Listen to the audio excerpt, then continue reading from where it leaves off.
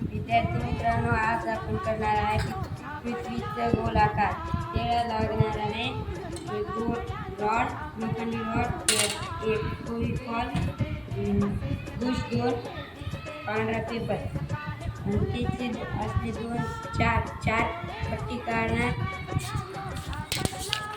त्यानंतर आपण असलं त्याला करणार आणि त्याचे 4 भागीला गोल करणार आणि त्याच्या लोखंडी रॉडला द्यायचा बुश टाकाल. हे पट्टी त्याच्यामध्ये टाकून गोला या ठिकाणी आपण हे गोल तयार केला आहे. मध्यभागावर या ठिकाणी